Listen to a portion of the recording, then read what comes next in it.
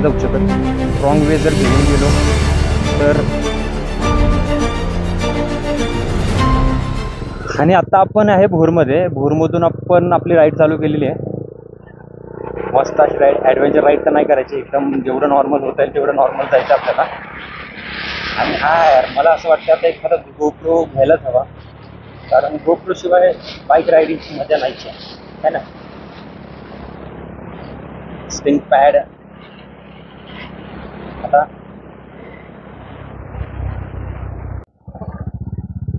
भोरची तर फार झेड झाली आहे, रोडने तर वाट लावून टाकली आहे फार भोरवाल्यांची.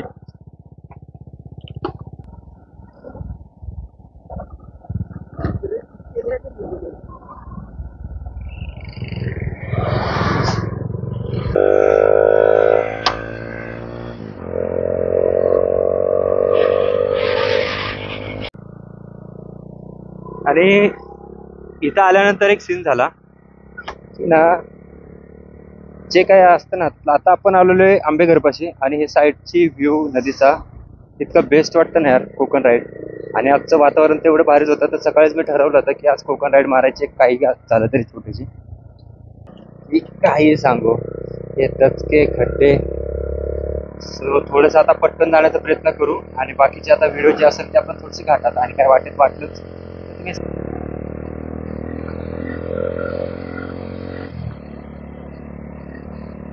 आणि मेन विषय असा आहे की आपल्यावर प्रेम करणार कोणी ते आपला माणूस पाहिजे आहे.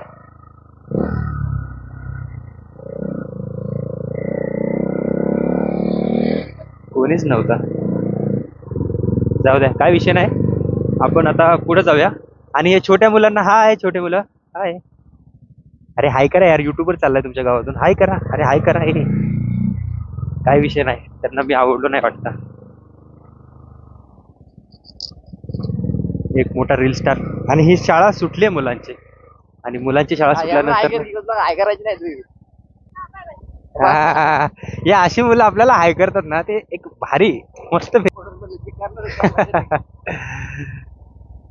तर ना एक सांगायची गोष्ट म्हणजे, ही मुलं आता कुठून आलीत माहितीये का तुम्हाला? तर तुम्हाला याची शाळा कुठे ते दाखवतो.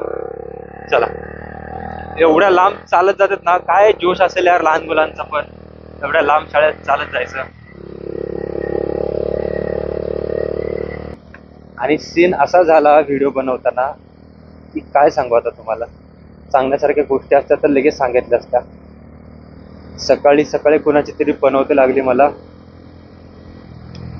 स्टार्टिंगला घरामध्येच माझ्या माउंटची क्लिप तुटले, आणि नंतर ना आंबेघरमध्ये आल्यानंतर ना हे तुटलं.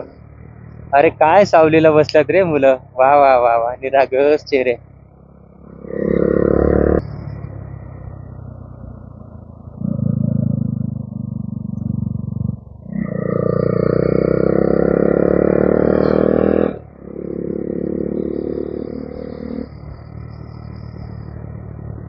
आणि आता आपण आलोय ते गावे हे आपटीचं.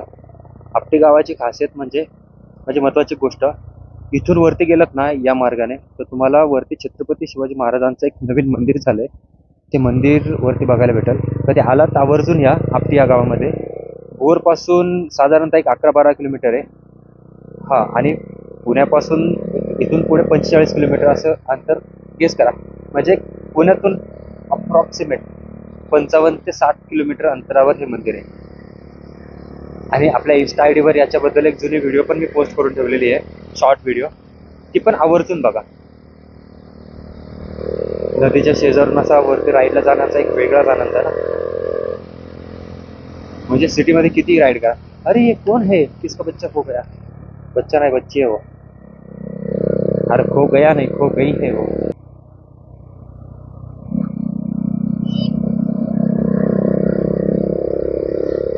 आता मला जास्त काही बोलता येणार नाही, कारण तुम्ही फक्त आता अनुभव घ्या एक्सलरेशनचा.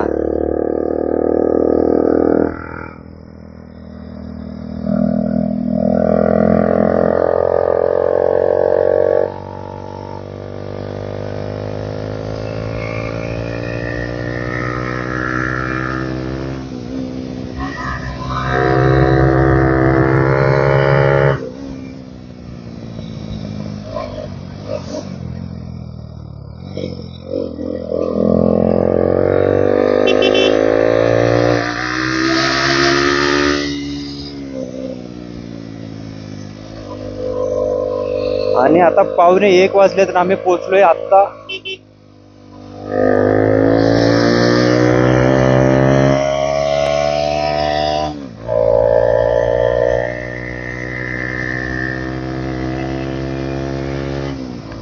कुठे आपण देवगड डॅम पाशी पोहोचलेलो आहे.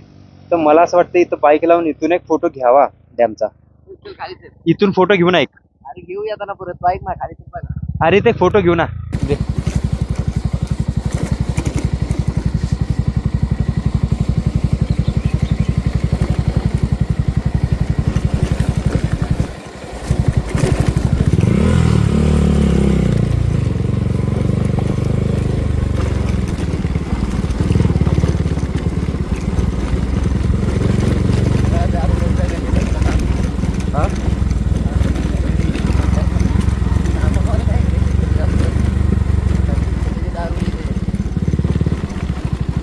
सामानवाला येतो ज्याला काहीच माहित नाही.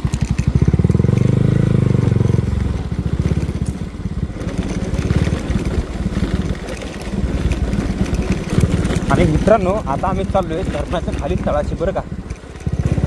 ही अशी जुनी वाट. आणि एक सांगायची गोष्ट झाली तर माझा ब्रेकडाऊन झाला.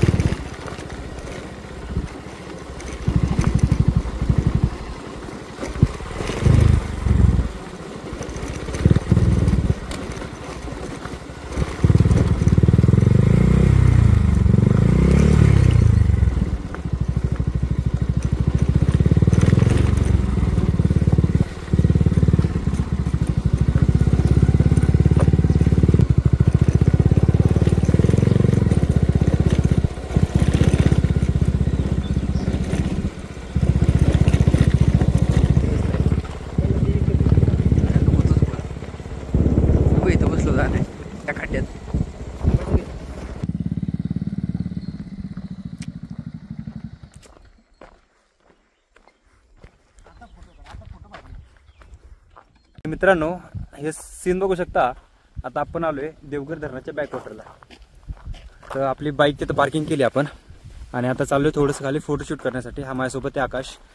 आणि आता हे धरणाचं पाणी किती प्रमाणात खाली आटलेलं आहे ते पण आपण बघू. आणि चला आता आम्ही ज्या रस्त्याने चाललोय ना तो या रस्त्याची माहिती थोडक्यात आपल्याला आकाश देईल. आकाश हा कोणता रस्ता आहे? हा पूर्वीच्या काळामध्ये हिरडोशीला जाण्याचा रोड आहे. पूर्वीच्या काळामध्ये हिरडोशीला जाण्यासाठी आहे ना हा रस्ता वापरण्यात येत होता. पण जसं हे धरण बांधलं तर त्यानंतर हा रस्ता बंद करून वरच्या बाजूने म्हणजे आता महाड हायवे तो रोड चालू केला.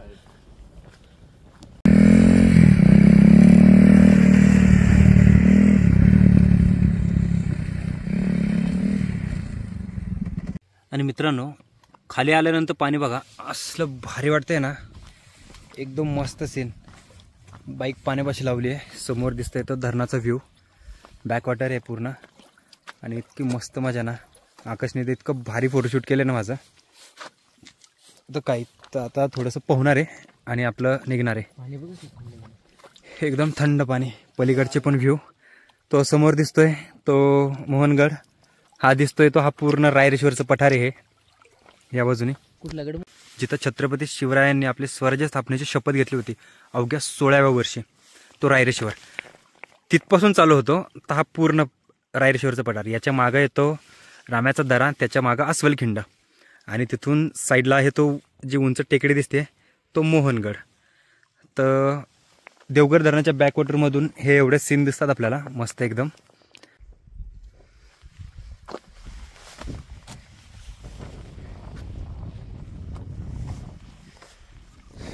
हे दगड म्हणजे नक्की काय असतील? काही आयडिया कुणाला? एकावर एक असे रचलेले दगड. नक्की हा काय प्रकार असेल? तर असा होता मित्रांनो आजचा आमचा ब्लॉग. तुम्हाला कसा वाटला आम्हाला नक्की सांगा. आमच्या चॅनलला लाईक करा, शेअर करा, सबस्क्राईब करा आणि थँक्यू. भेटूया आपण नवीन व्हिडिओमध्ये. तोपर्यंत टाटा.